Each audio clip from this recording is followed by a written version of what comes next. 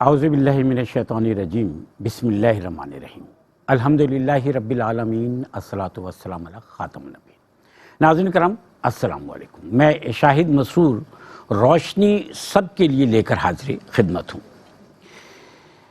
یہ جو رسم و رواج ہیں، آپ دنیا کا سفر کر کے دیکھیے تو آپ کو جہاں بھی جائیں گے ہر خطے میں وہاں کے لوگوں کی زبان کے ساتھ، ان کی تہذیب اور ان کے تمدن کے ساتھ جو نمایاں چیز نظر آئے گی وہ ان کا جینے کا طریقہ، یعنی ان کے رسم و رواج ہیں، وہ کیسے اپنے تہواروں کو سیلیبریٹ کرتے ہیں، ان کا طریقہ کار کیا ہے۔ اسی طرح سے ہم جو ہیں وہ بھی اپنے رسم و رواج کے اعتبار سے دنیا میں جانے اور پہچانے جاتے ہیں۔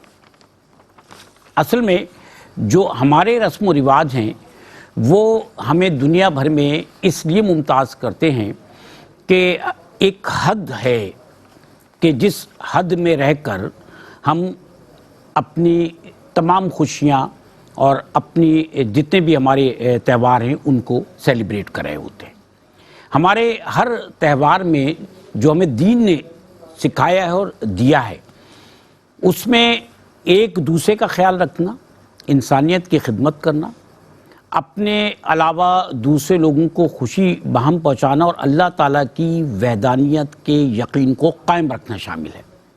اسی لیے ہم اپنے رسم و رواج کی نسبت سے دنیا بھر میں جانے اور پہچانے جاتے ہیں۔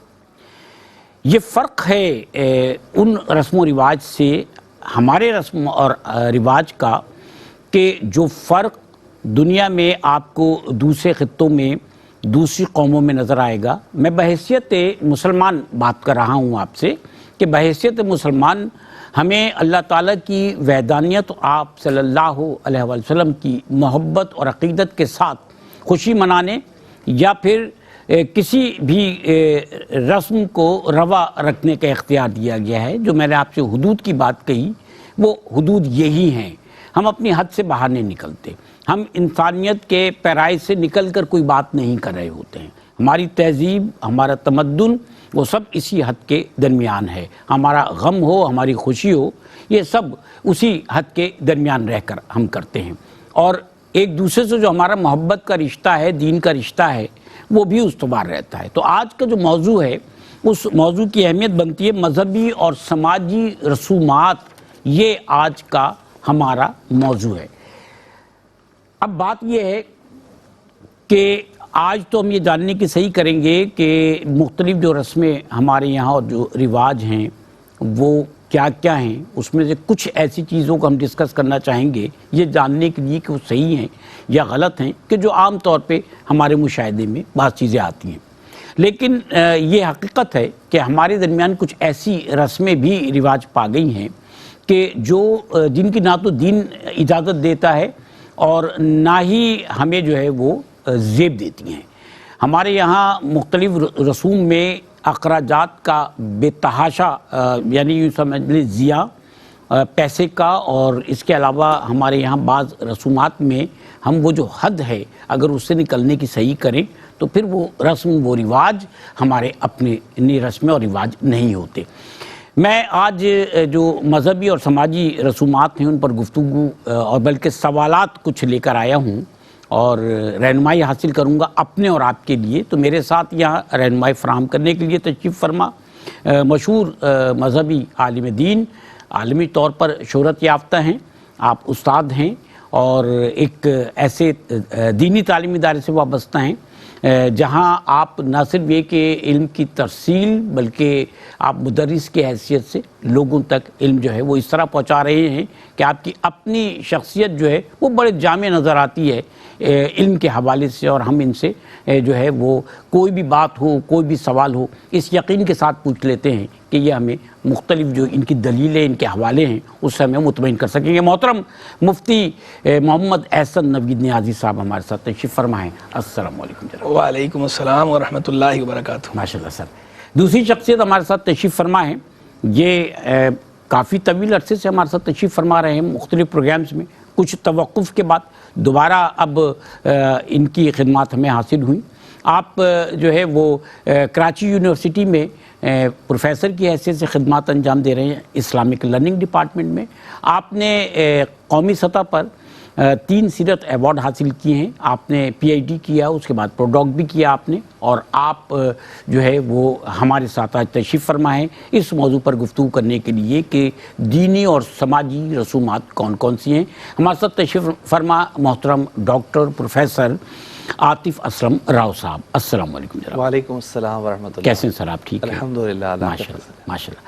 میں محترم مفتی محمد احسن روی نیازی صاحب آپ سے پہلا سوال کروں گا اور رہنمائی حاصل کروں گا. پہلا سوال یہ بنتا ہے کہ رسم اور رواج کے حوالے سے جو دینی نقطۂ نظر سے ہماری رہنمائی ہوئی وہ کیا ہے؟ بسم اللہ الرحمن الرحیم. صلی اللہ علیہ حبیب محمد وعلی آلہ وصحبہ بارک وسلم. دیکھیں شاید بھائی بندہ کوئی عمل کرتا ہے، کچھ لوگ معاشرے کے، مجتمع کے، سوسائٹی کے جو افراد ہیں وہ یہ ایک عمل کرتے ہیں، جب بار بار وہ عمل کیا جاتا ہے تو اب وہ عمل رواج کی صورت اختیار کر لیتا ہے، رسم کی صورت اختیار کر لیتا ہے، کسٹم جسے ہم کہتے ہیں، رائج ہو گیا. اب جب وہ عمل شروع کیا گیا تھا تو اس عمل کے جو محرکات تھے، جو موٹیوز تھے، وہ مختلف ہوتے ہیں. کبھی ایسا ہوتا ہے کسی وقتی ضرورت کے پیش نظر کوئی عمل کیا جاتا ہے، کبھی کسی مذہبی جذبے سے کوئی عمل کیا جاتا ہے، کبھی جو اس خطے کے مخصوص حالات ہوتے ہیں ان حالات کا تقاضا ہوتا ہے، کبھی ایسا ہوتا ہے جو ارتقائی مراحل جو طے ہوتے ہیں ان کی روشنی میں کوئی چیز آہستہ آہستہ عمل ہو رہا ہوتا ہے اور بعد میں وہ عمل رائج ہو جاتا ہے. اب رائج ہو گیا تو اب اس کو رسم کہہ دیتے ہیں کہ اب یہ رسم ہے، یہ رواج ہے، یہ روایت ہے، تقلید سے فیشن بھی تشکیل پاتا ہے. اب ایسا ہی ہے. اور تو اس کو پھر کہتے ہیں ٹریڈیشن ہے. اب یہ رواج، اس کو آپ کسٹم کہیں، ٹریڈیشن کہیں، روایت کہیں، رسم کہیں، رواج کہیں، یہ ایک ہی چیز کے مختلف نام ہیں. اب دیکھیں شریعت مطالعہ کا نقطہ نظر کیا ہے رسم و رواج کے حوالے سے. تو سمجھنے کی بات یہ ہے کہ جو شریعت ہے بنیادی طور پر شریعت آتی ہے انسان کی تہذیب کے لیے، کہ انسان کا تعلق اللہ کے ساتھ جوڑا جائے اور انسان کو آخرت میں کامیاب کیا جائے، اور اس اخروی کامیابی کے لیے دنیاوی کامیابی بھی ضروری ہے. دنیا میں ایسے اعمال اختیار کرے گا جو آخرت میں کامیابی کا باعث ہوں گے تو ہی جو ہے وہ بندہ کامیاب ہوگا نا. کیا دنیا مزرعۃ الآخرہ، دنیا آخرت کی کھیتی ہے. میں اسے حدیث نہیں کہہ رہا، حدیث کے حوالے سے کلام اپنی جگہ پر کیلو کال، میں نے ویسے ایز اے مقولہ یہ بات کہی، دنیا مزرعۃ الآخرہ، دنیا آخرت کی کھیتی ہے. یہ بات اپنی جگہ پر درست ہے، ایسا ہی as you sow so shall you reap. اب یہ جو بات ہے کہ رسم و رواج کی شریعت مطالعہ جو ہے وہ رسم و رواج کو کس نظر سے دیکھتی ہے. شریعت چونکہ اصل تو آئی ہے اللہ سے جوڑنے کے لیے، خالق کے ساتھ تعلق مضبوط کرنے کے لیے، آخرت کی فوز و فلاح بندے کو دلانے کے لیے. تو اب جو بندوں کے اعمال ہیں ان اعمال کو شریعت اس نظر سے دیکھتی ہے کہ ان اعمال سے بندے کی آخرت کو کوئی نقصان تو نہیں پہنچ رہا، ان اعمال سے بندہ خدا سے دور تو نہیں ہو رہا، خدا سے غافل تو نہیں ہو رہا. اس معیار پہ شریعت پرکھ کر ان رسوم، ان رواج سے منع کر دیتی ہے، ان پہ روک لگا دیتی ہے، سد باب کر دیتی ہے کہ جو آخرت سے غافل کرنے والی ہوں یا اللہ سے غافل کرنے والی ہوں یا خلق خدا کو اذیت میں ڈالنے والی ہوں، چاہے جو ہے وہ دوسری مخلوق کو نقصان ہو چاہے بندے کو خود اس سے نقصان ہو. یعنی جس میں شر ہوگا شر سے شریعت روکتی ہے، جس میں خیر. اچھا رسوم و رواج تو ہر طرح کی انسانوں کے اندر ایسا تو نہیں ہے کہ صرف شر ہی ہے، خیر بھی ہیں. کچھ رسوم اور رواج وہ ہیں جو خیر پر مبنی ہے، سراسر خیر ہیں. کچھ وہ ہیں جو شر پر مبنی ہے، سراسر شر ہیں. کچھ وہ ہیں کہ جن کے اندر خیر اور شر دونوں پہلو ملے جلے ہیں، اور کچھ وہ ہیں کہ جو صرف مباح کی حد تک ہیں. اب جو رسوم و رواج شر پر مبنی ہے شریعت اس کو سختی سے کنڈیم کرتی ہے، سرے سے اس کو بے خوب بن سے اکھاڑ دیتی ہے. جو رسوم و رواج خیر پر مبنی ہے شریعت ان کی اجازت دیتی ہے. جو رسوم و رواج مباح ہیں ان کی بھی اجازت دیتی ہے، لیکن اسی حد تک کہ جب تک وہ شر کی طرف لے کے نہ جائے. اور وہ رسوم وہ رواج کے جن کے اندر خیر اور شر دونوں پہلو ہوں تو اس کے اندر شریعت جو ہے وہ خیر کے پہلو کی اجازت دیتی ہے، شر کے پہلو سے روکتی ہے. اور یہ بتاتی ہے حدیث مبارک ہے لا طاعۃ لمخلوق فی معصیۃ الخالق، خالق کی نافرمانی میں کسی مخلوق کی اطاعت جائز نہیں. اس میں کسی روایت، کسی رسم، کسی رواج کی ریتی کی کوئی حیثیت نہیں ہے. خالق کی نافرمانی ہوگی اس میں آپ کسی روایت پہ نہیں چل سکتے، خالق ہی کی ماننی. کیا بات ہے، خالق ہی کی ماننی ہے. سر یہ خالق کی ماننے کے لیے ہمیں جو ہے علم ہونا چاہیے کہ ہمیں اللہ سے رجوع کرنے کے لیے، اللہ کی رضا حاصل کرنے کے لیے کیا کرنا ہے کیا نہیں کرنا ہے. یہ تو طے شدہ بات ہے کہ جب تک ہم علماء کرام سے رجوع نہیں کریں گے تب تک دین اور دین کے احکامات کو نہیں سمجھ سکیں گے. سمجھنا یہ چاہ رہے ہیں کہ اکثر یہ ہوتا ہے کہ کسی نیا گھر ہے وہ اس میں شفٹ ہو رہا ہے، کوئی نئی دکان کھولتا ہے تو قرآن خوانی کی جاتی ہے، محافل کا انعقاد کیا جاتا ہے. کیا دینی اعتبار سے یہ صحیح کام ہے؟ بسم اللہ الرحمن الرحیم رب اشرح لی صدری ویسر لی امری واحلل عقدۃ من لسانی یفقہوا قولی۔ ہمارے معاشرے کے اندر یہ عام طور پر رائج ہے یہ روایت کہ جب ہم نئی دکان کھولتے ہیں، کوئی کاروبار کرتا ہے، گھر لیتا ہے، تو قرآن مجید فرقان حمید کی تلاوت وہاں پر کرانا، لوگوں کو جمع کر کے محفل کرانا، یہ باعث برکت ہے۔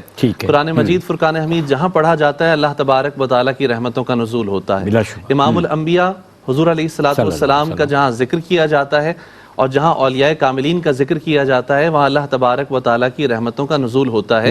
یہ بہت اچھی بات ہے، لیکن اس کے ساتھ ساتھ اس رواج کے ساتھ کچھ تقاضے بھی ہیں جن کا خیال رکھنا ضروری ہے کہ قرآن مجید فرقان حمید سے ہمیں بے پناہ محبت ہے، یہ کلام اللہ ہے، ہم اسے پڑھتے ہیں، اس کے کچھ حقوق ہیں۔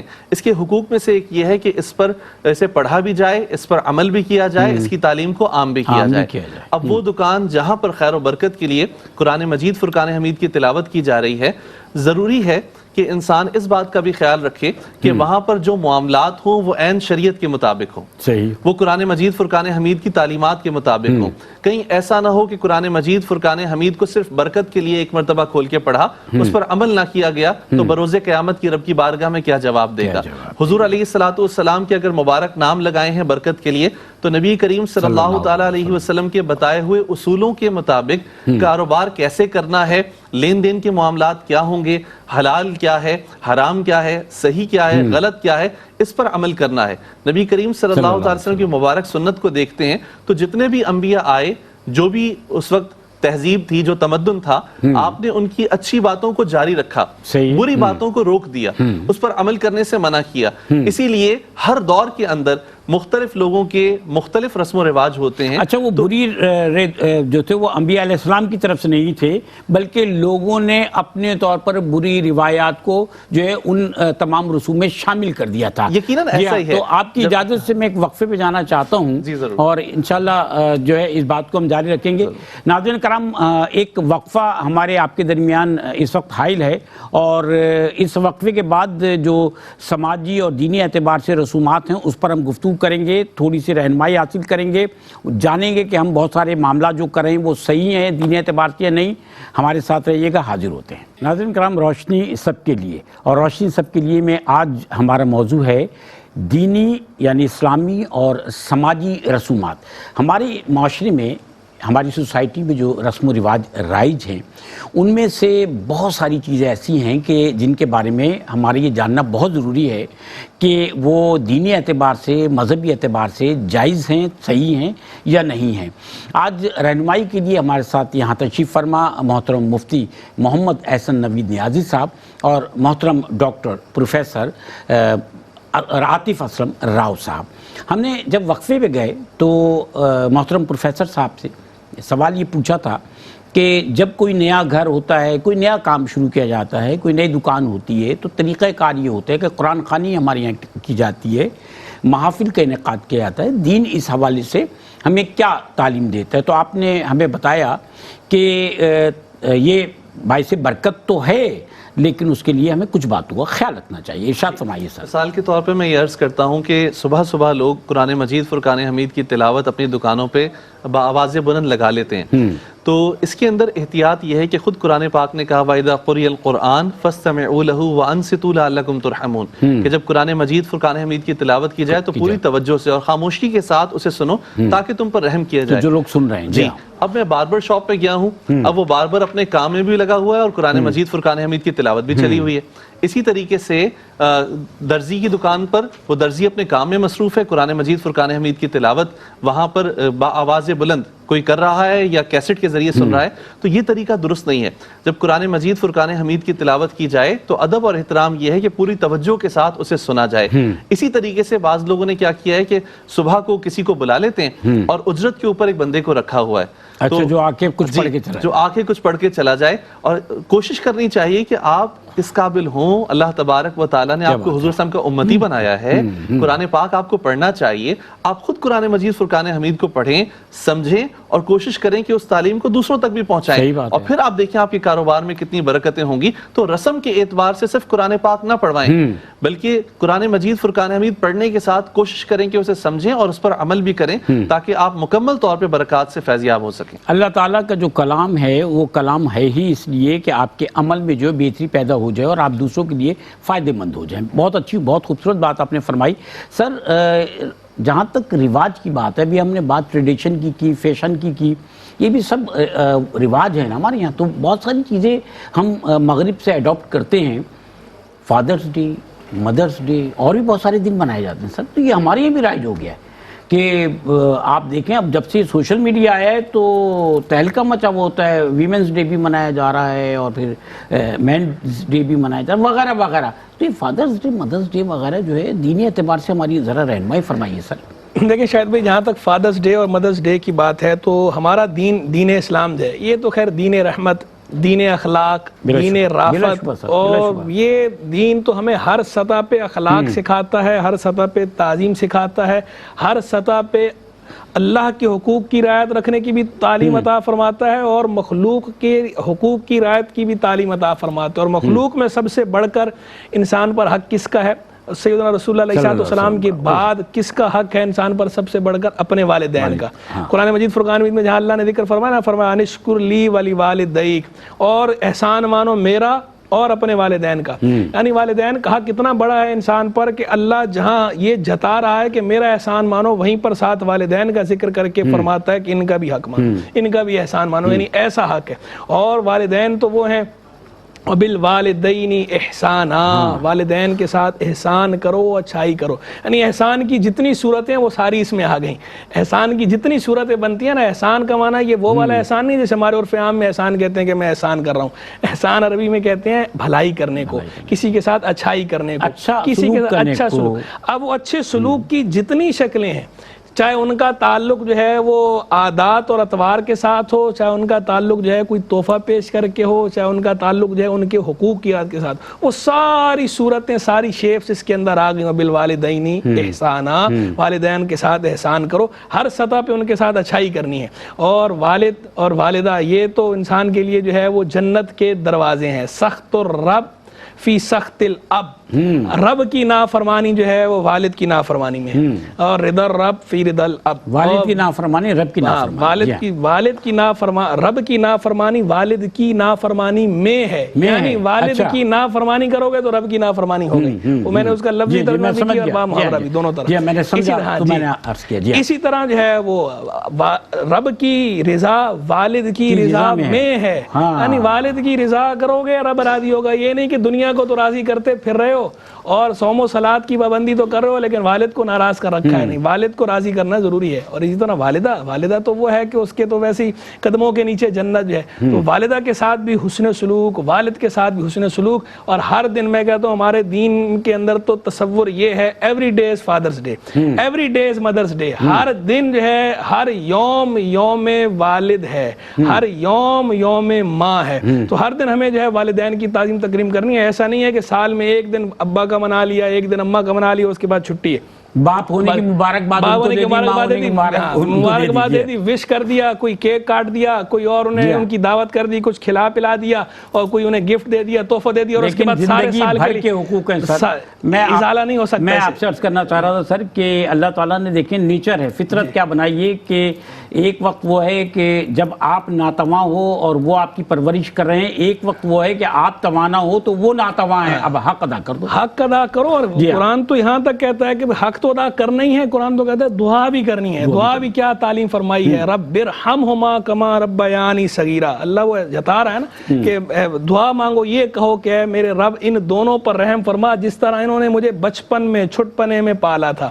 وہ جو بچپن کا ان کا پالنا ہے اس کی اہمیت اللہ تبارک و تعالیٰ جتا رہا ہے کہ دعا کے الفاظ اور بھی ہو سکتے تھے نا. دعا میں اس کو باقاعدہ مینشن کیا جا رہا ہے کہ اس طرح کہ جیسے بچپن میں انہوں نے ہمیں پالا اور ہم پہ احسان کیا، اللہ تو بھی ان پہ اسی طرح رحم فرما، ان پہ کرم کر. ایک جو اصل سوال ہے وہ اپنی جگہ رہ جاتا ہے کہ یہ دن منانے چاہیے کہ نہیں. جی میں نے ساری گفتگو اسی لیے کی یہ بتانے کے لیے، اس کے تناظر میں یہ ساری تمہیدی بات تھی کہ یہ دن منانا اس کی الگ سے کوئی وہ نہیں ہے. یعنی کہ کی کوئی ضرورت نہیں ہے, کوئی حاجت نہیں ہے. روز آپ یوم اب منائیں, یوم والد منائیں, روز یوم ماں منائیں, لیکن اگر کوئی بالفرض مناتا ہے تو آیا اس کو ہم گناہ کہیں گے یا نہیں کہیں گے؟ تو دیکھیں فی نفسہ ہی اگر کوئی اس طرح منا رہا ہے فادرس ڈے یا اس طرح منا رہا ہے مدرس ڈے کہ اس کے اندر کوئی غیر شرعی کام نہیں کر رہا, صرف ان کی دعوت کر رہا ہے, کوئی کیک کاٹ رہا ہے یا ان کو کوئی تحفہ پیش کر رہا ہے, محبت کا اظہار کر رہا ہے, تو یہ جائز ہے, یہ ناجائز نہیں ہے, یہ گناہ نہیں ہے, اس کو ہم گناہ نہیں کہتے. اور میں اس میں تھوڑا نرم گوشہ یوں بھی رکھتا ہوں کہ میں کہتا ہوں کہ آج کل جس طرح جو ہے وہ لائف مصروف ہو گئے, اور لائف جو ہے وہ مصروف ہے بہت زیادہ, فاسٹ لائف ہے, لوگ فاسٹ ٹریک پہ دوڑے چلے جا رہے ہیں, اپنے قریبی رشتوں کا خیال نہیں کرتے. تو چلو اگر وہ سال میں ایک دن بھی کر رہے ہیں تو ہم اسے ایک دن سے منع نہ کریں. Some thing is better than nothing, ما لا یدرک کلو لا یترک کلو, جسے پورا اختیار نہ کیا جا سکتا تو پورے کا پورا چھوڑنا بھی نہیں چاہیے. تو ہم اس سے منع اس طرح تو نہیں کرتے کہ یوم ماں منانا جائز نہیں, جائز ہے, بالکل جائز ہے, کوئی کرتا ہے تو اچھی بات ہے. یوم والد منانا جائز ہے, اچھی بات ہے, اس سے ہم منع نہیں کرتے, لیکن ہم ساتھ یہ احساس دلاتے ہیں کہ یہ نہ سمجھو کہ یہ ایک دن منا لیا تو حق ادا ہو گیا اور اپنی ذمہ داریاں آپ فراموش کر دو. ہم کہتے ہیں یہ بھلے منانا ہے تو آپ منائیں, لیکن یہ منانے کے ساتھ ساتھ ان کی ذمہ داریاں جو آپ پر ہیں, جو ان کے حقوق ہیں, اس کی رعایت آپ روز ملوز رکھیں, ان کے ساتھ اپنا تعلق, اپنا کنیکشن, اپنا بانڈ جو ہے وہ مضبوط رکھیں والدین کے ساتھ. یہ ہمارے دین کی تعلیم ہے, یہ ہماری شریعت کی تعلیم ہے, اور اس میں کوئی ناجائز امر نہ ہوتا. اور اگر کوئی اس میں کوئی ناجائز امر داخل کر لیتا ہے تو ہم صرف اس ناجائز امر کی مذمت کریں گے, اسے کنڈیم کریں گے. شر کا کوئی پہلو کا والدین کی تکریم جو ہے اس سے تو منع نہیں کر سکتے. تکریم سے, ان کو تحائف دینے سے, ان کی دعوت کرنے سے, ان کی عزت کرنے سے, ان کو مبارکباد دینے سے, گریٹنگ سے ہم منع نہیں کرتے. ماشاءاللہ. ناظرین کرام, میں ابھی جب آیات قرآنی آپ تلاوت فرما رہے تھے محترم مفتی احسن نوید نیازی صاحب والدین کے احترام کے حوالے سے, تو ایک پوسٹ بہت زیادہ وائرل ہوئی کہ جس میں خانہ کعبہ میں امام کعبہ جو ہیں وہ بتایا گیا کہ ان آیات کو پڑھتے ہوئے وہ مکمل کرنا ان کے لیے مشکل ہو جائے, اتنا روتے ہیں. میں نے بھی دیکھا وہاں پر جماعت میں کھڑے ہو کے کئی آیات ایسی ہیں جن کو تلاوت کرتے ہوئے وہ رونے لگتے ہیں. تو ابھی جیسے کہ ڈاکٹر صاحب فرما رہے تھے عاطف اسلم راؤ صاحب کہ قرآن حکیم کو سمجھیں, عمل کریں اس پر, وہ سمجھ رہے ہوتے ہیں, ایک ایک لفظ کو سمجھ رہے ہوتے ہیں. یہاں پر انٹرپٹ کروں گا اور ایک بات ایڈ کروں گا. اصل میں یہ ہمارے پاس آیا کہاں سے ہے؟ یہ ویسٹرن کلچر سے آیا ہے کہ ایک دن ماں کا کر لو, ایک دن باپ کا کر لو. ہم ہیومن رائٹس پہ بڑی ان کی مثالیں دیتے ہیں کہ ویسٹ میں یہ ہو رہا ہے, ویسٹ میں یہ ہو رہا ہے. وہاں پر ان کے جو ڈارک پارٹس ہیں ان کو بھی ہم دیکھیں کہ وہ اپنے اتنے مصروف زندگی میں والدین کو وقت نہیں دے پاتے اور والدین کے حقوق کا خیال نہیں کرتے. انہیں آرفن ایج میں کرا دیتے ہیں, انہیں اولڈ ہاؤسز میں اولڈ ہاؤسز میں انہیں کرا دیتے ہیں, اور پھر سال میں صرف ایک دفعہ دیکھنے کے لیے جاتے ہیں کہ بس یہ دن والدین کا ہے. اچھا, آپ سے جو سوال کرنا ہے سر, وہ سوال یہ کہ رسومات تو بہت ساری ہوتی ہیں, اور ہماری بہت ساری رسومات ایسی ہیں جو خاص لسطن خواتین کے حوالے سے ہیں. گود بھرائی کی ایک رسم ہوتی ہے سر, اس پر بہت سے لوگوں نے سوال کیا کہ کیا یہ رسم دینی اعتبار سے صحیح ہے یا صحیح نہیں ہے؟ ارشاد فرمائیے سر. دیکھیں, دین اسلام کی تعلیم تو یہ ہے کہ جب بھی اللہ تبارک و تعالیٰ کوئی نعمت دے تو اللہ تبارک و تعالیٰ کا شکر ادا کیا جائے. اور شکر ادا کرنے کے مختلف طریقے ہیں, یعنی بندہ نماز پڑھ سکتا ہے تو بھی شکر ادا کر رہا ہے, روزہ رکھ سکتا ہے, خیرات کر سکتا ہے, قریبی رشتہ داروں کو بلا کر کھانا کھلا سکتا ہے. ہمارے معاشرے میں انڈو پاک میں یہ ایک رسم بھی ہے کہ جب کوئی بندہ شادی کرتا ہے اور شادی کے بعد اللہ تعالیٰ اسے اولاد کی خوشخبری دیتا ہے تو گود بھرائی کی رسم کی جاتی ہے کہ وہ خاتون کو بٹھا کے اس کی جھولی میں پھل وغیرہ رکھتے ہیں اور لوگوں کی ضیافت کا اہتمام کرتے ہیں.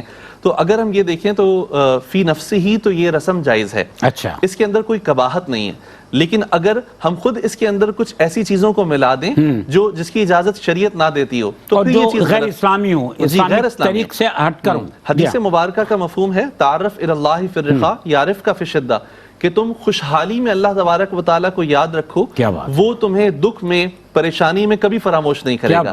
ہمارا رب تو بہت رحمان ہے, رحیم ہے, لیکن یہ اس کا انداز ہے, وہ یہ چاہتا ہے کہ میرا بندہ جو ہے وہ خوشحالی میں بھی مجھے یاد کرے. اکثر ہوتا یہ ہے ہمارا مزاج کہ جب ہم پر کوئی آفت آتی ہے, مصیبت آتی ہے تو ہم فوراً مسلح بچا کے سجدے میں گر جاتے ہیں, لیکن بسا اوقات جب خوشی آتی ہے تو پھر ہم اللہ تبارک و تعالیٰ کی نسبت کو یا سمجھے کہ اس پہ اللہ تعالیٰ کا شکر ادا کرنا بسا اوقات بھول جاتے ہیں. آپ کی اجازت سر میں بات جاری رکھیں گے کیونکہ مجھے حکم ہوا ہے وقفے پہ جانے کا. حاضر ہوتے ہیں, اسی گفتگو کو اسی سلسلے کو جاری رکھیں گے. ہمارے ساتھ رہیے گا۔ ناظرین کرام، روشنی سب کے لیے یہ آج کے پروگرام کا آخری سیگمنٹ ہے۔ میں آپ کا میزبان ہوں شاہد مسرور، میرے ساتھ تشریف فرما محترم مفتی محمد احسن نوید نیازی صاحب اور محترم ڈاکٹر پروفیسر عاطف اسلم راؤ صاحب، اور موضوع آج کا مذہبی اور سماجی رسومات۔ ہم نے بہت سارے ایسے پہلوؤں پر بات کی، بہت سارے ایسی رسموں پر یا رواجوں پر بات کی ہے کہ جو ہمارے یہاں ہیں تو ہم انجام تو دیتے ہیں، لیکن یہ جاننا بہت ضروری تھا اور ہے کہ وہ جائز ہیں، ہمارا دین اس کی اجازت دیتا ہے یا نہیں دیتا۔ ابھی جو سوال ہم نے وقفے سے پہلے محترم ڈاکٹر پروفیسر عاطف اسلم راؤ صاحب سے کیا وہ یہ کہ یہ جو گود بھرائی کی رسم ہوتی ہے ہمارے ہاں وہ جائز ہے یا نہیں ہے؟ آپ فرما رہے تھے سر۔ جی، میں نے اس کے حوالے سے عرض کر دیا تھا کہ فی نفسی ہی تو یہ جائز ہے، لیکن معاملہ یہ ہے کہ بعض رسوم و رواج جب آہستہ آہستہ انہیں اڈاپٹ کرتے ہیں تو پھر وہ ایسی جڑ پکڑ لیتے ہیں کہ جو نہیں کرتا تو اس کو بلیم کیا جاتا ہے۔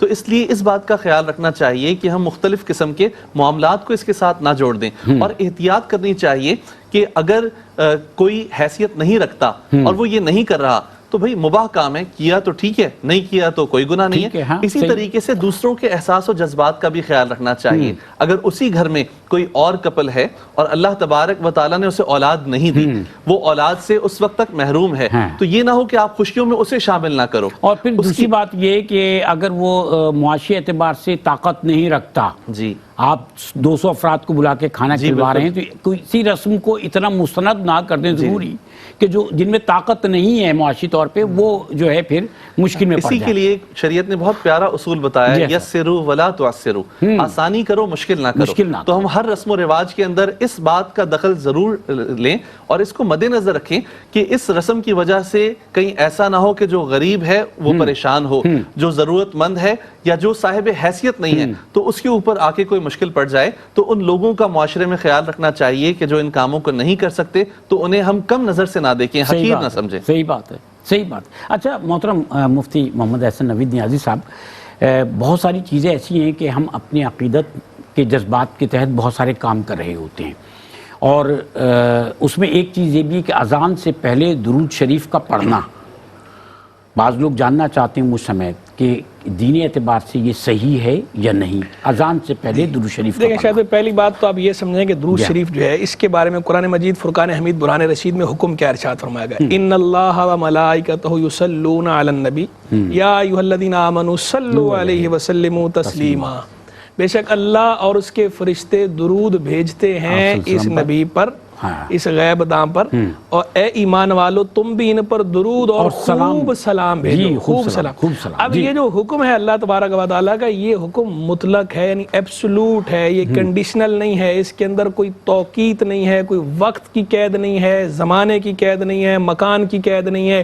کہ فلاں جگہ درود بھیجنا ہے، فلاں جگہ نہیں بھیجنا ہے، یا فلاں وقت میں بھیجنا ہے، فلاں وقت میں نہیں بھیجنا، بلکہ جنرل ایک حکم ارشاد فرما دیا گیا ہے اور اسے خیر کی بات بتا دیا گیا ہے۔ تو اب بندہ جہاں بھی درود شریف پڑھے، جب تک اس کے لیے شریعت مطالعہ نے الگ سے ممانعت نہ کی ہو، جہاں منع نہیں کیا وہاں اجازت ہے، جہاں شریعت کی طرف سے ممانعت آ گئی تو وہاں تو ظاہری بات ہے، یہ قاعدہ ہے نا الاصل فی الاشیاء یا الاباحۃ، اشیاء میں اصل جو ہے وہ اباحت ہے، جائز ہونا ہے، جب تک منع پر دلیل موجود نہ ہو اس کام کو، اس فعل کو جائز کہا جائے گا۔ تو اگر اذان سے پہلے درود شریف پڑھنے پر کوئی ممانعت ہو قرآن و سنت سے، کوئی ممانعت ہو صحابہ کرام رضوان کی طرف سے، تو پھر تو یہ ممنوع ہوگا، ناجائز ہوگا۔ لیکن اگر ممانعت نہ نکلے تو جائز ہوگا۔ تو ہم جب ذخیرہ حدیث کو دیکھتے ہیں، قرآن مجید فرقان حمید کو دیکھتے ہیں، صحابہ کرام رضوان کے آثار کو دیکھتے ہیں، کتب سیرت اٹھاتے ہیں، کتب حدیث اٹھاتے ہیں، تو ہمیں کوئی ایسی ایک بات بھی نہیں ملتی جس کی روح سے یہ پتہ چلتا ہو کہ اذان سے پہلے درود شریف پڑھنا ممنوع ہے یا مذموم ہے۔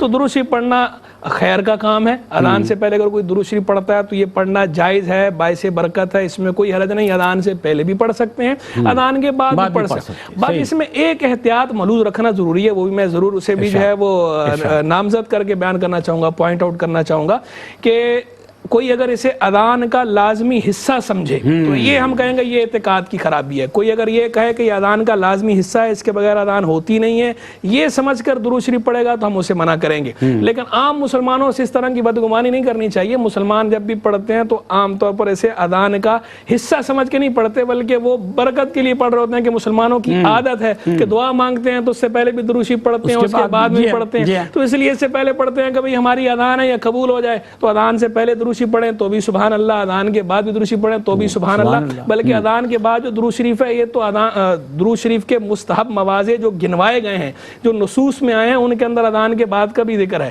تو ہم تو کہتے ہیں بہتر تو یہ ہے کہ آپ اذان سے پہلے بھی پڑھ لیں, اذان کے بعد بھی پڑھ لیں, تو نور اللہ نور ہو جائے معاملہ کہ آپ کی جو اذان ہے وہ درود شریف کے درمیان میں ہو گئی. درود شریف مقبول ہے تو انشاءاللہ اس کے صدقے جو ہے وہ آپ کی اذان بھی مقبول ہوگی, کیونکہ درود شریف دعا ہے سرکاری صلوات و سلام کے حق میں. تو حضور کے حق میں جو دعا ہے وہ قبول ہی قبول ہے. جب وہ قبول ہے تو اس کے بیچ میں جو چیز ہوگی یہ بھی جو ہے وہ حسن ظن ہے. رب کریم ہے, کریم سے بعید ہے کہ شروع والی اور آخر والی چیز قبول کرے, بیچ والی رد کر دے, ساری قبول کر لے گا اس کے صدقے سے. تو پڑھنا اچھا ہے. باقی لیکن یہ غلط فہمی بھی دور کرنا ضروری سمجھوں گا, مسکنسیپشن, کہ درود شریف کے بارے میں جو یہ کہا جاتا ہے نا, بعض لوگ کہتے ہیں کہ جناب درود شریف قطعی القبول ہے, کوئی ریاکاری سے ہی پڑھے تو بھی ثواب ملے گا. یہ انتہائی غلط بات ہے.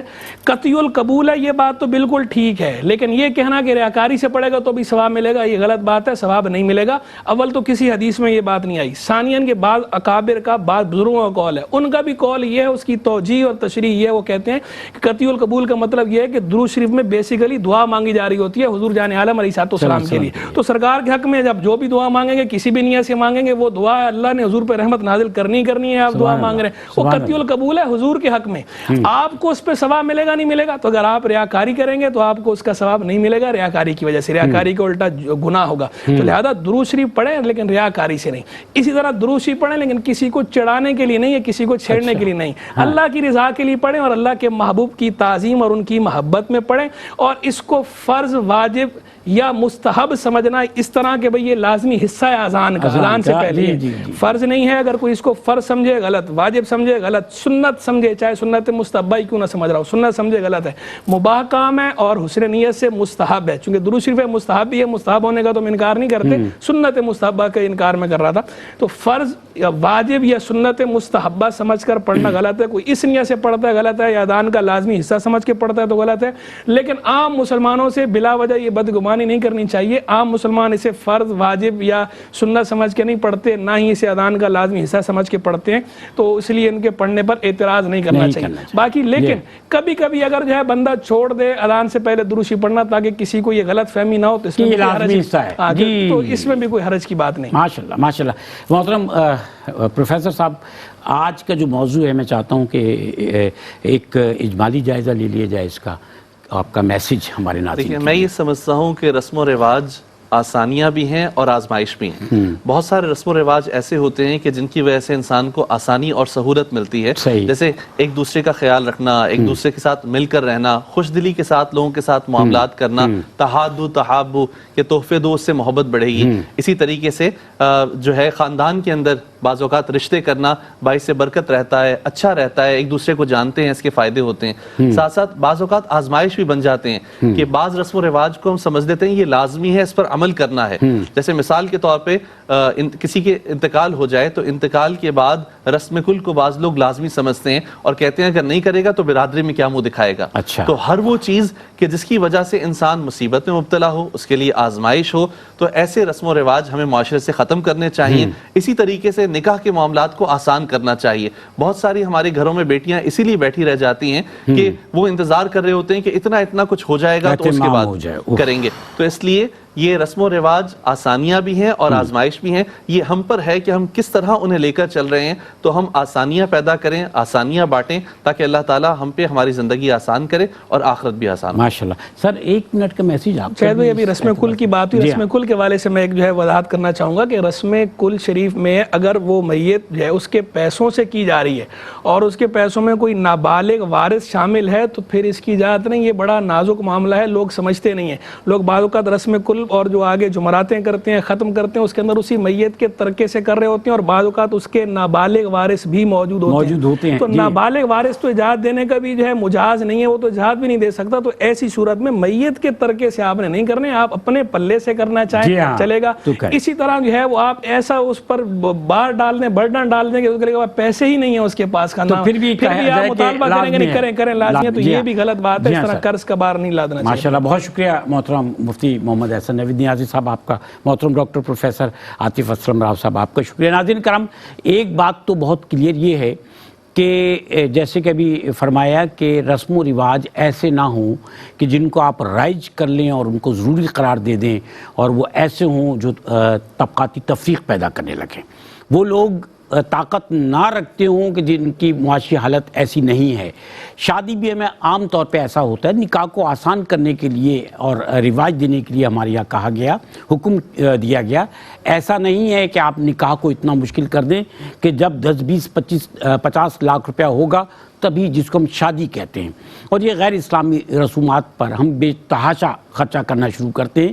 اسی طرح ہمیں جو اصل حکم ہوا وہ یہ کہ آپ کوئی بھی رسم، کوئی بھی رواج ہے تو اس میں آپ شائبہ یہ نہ ہو کہ آپ کسی اور مذہب اور کسی اور کو جو ہے وہ اپنا خدا ماننے والے، پوجنے والے لوگ جو ہیں ان کا شائبہ آپ کی رسم اور رواج میں، آپ کے عمل میں نظر آنے لگے، تو ان چیزوں سے ہم منع کیا گیا ہے۔ اور جیسے کہ مفتیان کرام نے فرمایا کہ جو اچھی نیت کے ساتھ، جہاں دین کے احکامات کی خلاف ورزی نہیں ہو رہی ہے، ایسی رسمیں، ایسے رواج جن میں اللہ تعالیٰ کی وحدانیت، آپ صلی اللہ علیہ وسلم کی تعلیمات پر آپ عمل کرتے ہوئے وہ رسمیں، وہ رواج جو ہیں وہ انجام دے رہے ہیں، تو ان کے لیے کوئی ممانعت نہیں ہوتی۔ اپنی بہت ساری دعاؤں میں یاد رکھیے گا، اجازت دیجیے گا، اللہ حافظ۔